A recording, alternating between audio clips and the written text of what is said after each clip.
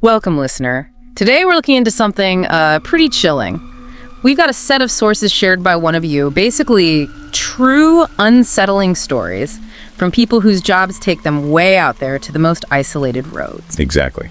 And these aren't just stories, they're first-hand accounts. Truckers, delivery drivers, experiencing moments that, well, they really blur the line between just a normal day and something genuinely bizarre, even terrifying. Yeah, so our goal today is to kind of unpack these experiences, what makes them so gripping, and maybe what do they tell us about, being alone, perception, and that feeling of fear when you're miles from anywhere. We'll be digging into how these really intense situations can just pop up out of nowhere, and what the drivers themselves thought about it all, how they coped with stuff they just couldn't explain. Okay, let's dive into this first one. It's from a trucker, been on the road 10 years, working out of Kansas. He said it was a cold Monday, February 2nd. He was pushing hard, trying to move a lot of loads, driving his semi since 3 p.m. Right, so he's already been driving for hours. Yeah, hours. And by midnight, he was just wiped. Eyes burning, splashing water on his face, trying to stay awake. He's going maybe 5 over the limit, which is pretty fast for a big rig. And crucially, he was totally alone out there. Dark road, no other cars. Exactly, pitch black. And suddenly he sees this figure way off in the distance, but coming towards him fast. He slams on the brakes. Hard. And even in that moment, the details he noticed are fascinating, aren't they? Given the dark, the surprise. Totally. He described the figure as wearing all black, with some kind of black scarf around its neck. But the really weird part, he said it had an unnaturally long neck, called it almost freaky looking. But the face was just a blur. He couldn't make it out at all. Super unsettling. He actually, for a second, thought about offering a ride. Can you believe it? But then the figure just turns left and zips into the woods. Gone. Wow. So he just drives on. He does, tries to shake it off. But he said about 20 seconds later, his heart just started hammering. The sheer strangeness hit him. But that wasn't the end of it for him that night. No, it wasn't. And this is where you start thinking about fatigue, stress, isolation. What does that do to your perception? Because only 5 minutes later, still driving, he sees something else run across the road. Right. At first he thinks, okay, big animal, deer, maybe. But then he realizes, no, it looks like another person. And this time he doesn't even brake. He floors it. Just wants to get away. You can feel the panic setting in, layered on top of that exhaustion. Understandable. He's clearly spooked. He's so tired now, he's even swerving a bit, knows he can't keep going safely. With maybe 40 minutes left on his route, he has to pull over, finds a little gravel spot off the road, pulls in, and just closes his eyes. Falls asleep. Yeah, nods off for, he says, not even an hour. Then bam, wakes up suddenly. Yeah. Just like that. Out of nowhere to the darkness, as he put it. Doesn't know what woke him. That feeling is awful, waking up disoriented in the dark like that. But his instinct kicks in. He immediately flicks on his headlights. And that's when he sees him. Yes, right there. Standing directly in front of the truck. The same man with the black scarf and the long neck. Oh man, chills. But this time, he sees the face clearly. The guy had this huge, very wide smile, and his eyes were open as wide as possible, just staring straight at him through the windshield. That's terrifying. Just staring, smiling. He didn't hesitate. Turned the truck on, yanked it back onto the road as fast as he could, and did not stop again until he reached his destination. He kept thinking, how could that guy have possibly gotten 10 miles down the road that fast? It doesn't make logical sense, does it? No, his only thought was, maybe his mind was playing tricks, the fatigue, the weird stuff he'd already seen. But he even said he'd never heard of a hallucination being so vivid and terrifying, though. And that's a key point. Extreme fatigue can lead to things like hypnagogic hallucinations, those vivid, dreamlike experiences when you're falling asleep or waking up. They can feel incredibly real. It really highlights how our internal state, like exhaustion, can mix with the environment to create something truly frightening and confusing. Absolutely frightening. Okay, let's shift gears. We're moving from a dark highway to a maybe equally unsettling, quiet neighborhood. Small town, North Carolina, dead of winter. This is from a UPS driver back around 2010. Yeah, a different kind of isolation almost. Not vast emptiness, but maybe an unnerving stillness. He was finishing his shift, 11 a.m. to 7 p.m. on a Thursday. Just a few deliveries left. The last one needed a signature. He mentioned the houses were weirdly spaced, some areas dense, others just empty lots. And right away, pulling up to this last stop, he gets a bad feeling. He does. It's a trailer home, no lights on, no car there. He's hoping someone's home. Knocks a couple of times, nothing. Then he sees the curtains move. Hears footsteps.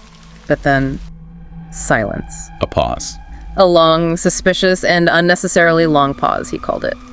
Then the door finally cracks open. That pause alone is kind of creepy, isn't it? It really is. It signals something's off immediately. Yeah. Hesitation, maybe fear, maybe something else. So the door opens, and it's this older woman. He described her as all wrinkled and thin and pale. He tells her about the package, needing a signature. She opens the door fully, seems fidgety while she signs the device. Her signature was just a scribble. Okay, a bit strange, but maybe just an elderly person. That's what you might think. But then she tells him he needs to help her carry the box inside, into her room. And this box was apparently huge, one of the heaviest he'd had all day. He could hear small metal pieces bumping around inside. Ah, okay, now that's a red flag. The insistence, the specific location, into her room, especially given the earlier weirdness. When does this simple request feel wrong? Exactly. He steps inside and bam, hit with this awful smell.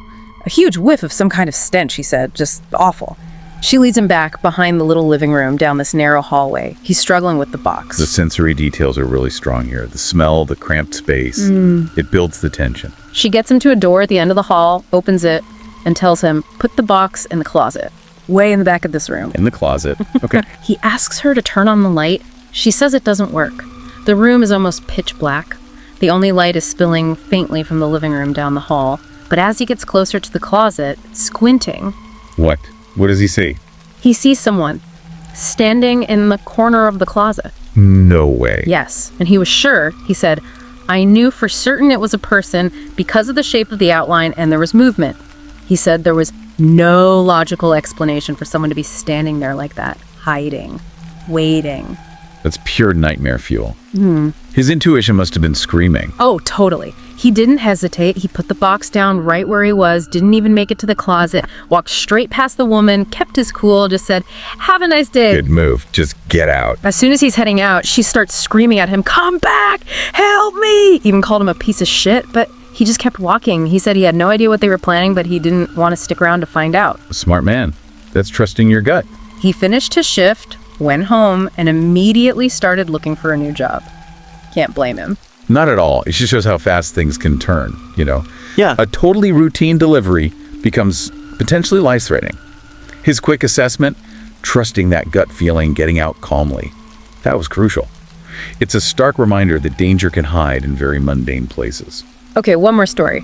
We're back on the road, this time the California desert.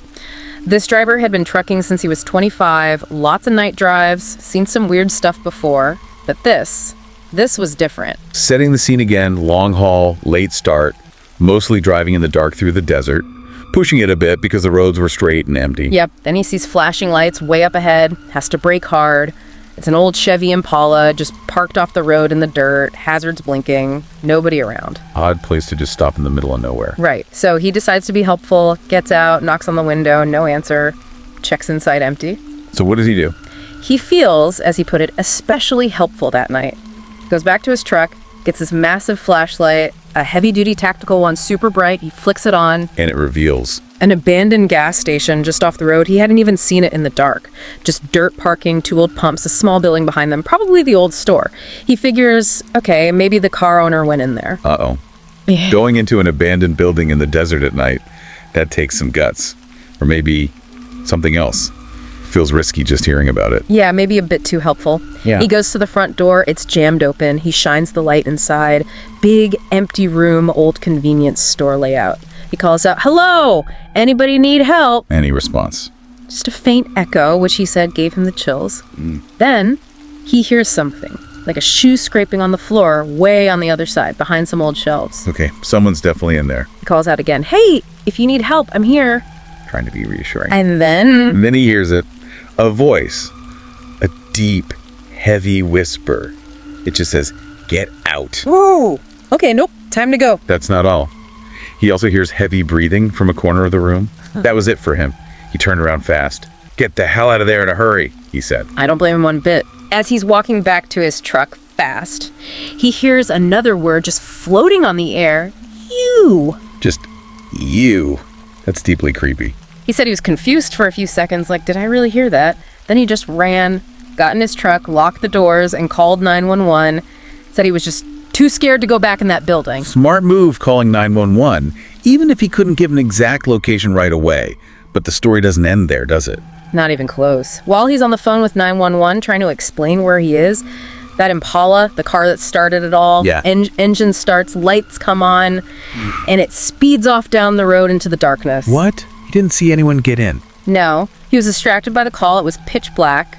It just took off. Okay, this is getting seriously strange. He's still on with 911, and he actually runs back into the abandoned building, maybe thinking the car owner was left behind, or I don't know what he was thinking. Brave, or maybe foolish, but what did he find? He went to the back area where he heard the whisper and the breathing.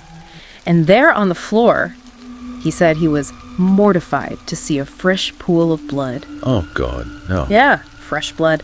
He tells the 911 operator immediately, "I think I just stumbled into a crime scene." I think he was right. That is horrifying. Eventually, state troopers found the place. He told them everything. The black Impala, early 2000s model maybe. The man's voice telling him to get out, and then thinking back, he thought he heard a woman scream just as the car was leaving. But nobody. Nobody left behind. But, he had his suspicions about what happened. He really kicked himself for not having a dash cam then. Said he installed one literally the next week.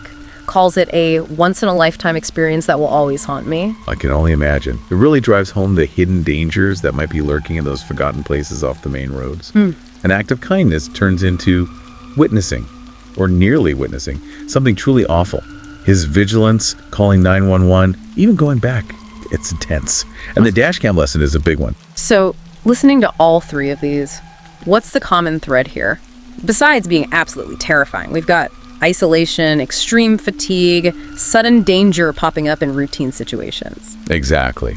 I think what really stands out is how these jobs, trucking, delivery, because they involve long hours, often alone, often at odd times or in remote places, they create these unique vulnerabilities, like the normal barriers are down. Yeah, it feels like the line between normal and something else gets really thin out there. It does, and it's a powerful reminder of how environment, our own physical or mental state, like being tired, and just sheer chance, the unexpected, can collide to create experiences that, well, they defy easy explanation. They really challenge how we see reality. These aren't just ghost stories, though. They're about people under incredible pressure, trusting their instincts, sometimes making split-second decisions, and clearly, these experiences leave a mark.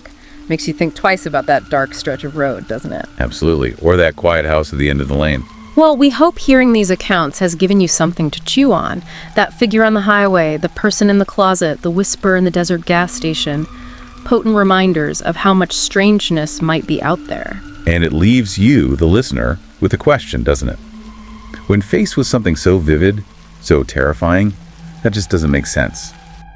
How do you balance logic with that raw, unexplainable experience? And maybe what can we really do to stay safe when we step into the unknown? Thank you for joining us for this deep dive. If these stories grabbed you like they grabbed us, make sure you follow or subscribe so you catch our next exploration. We really appreciate you listening. Until next time.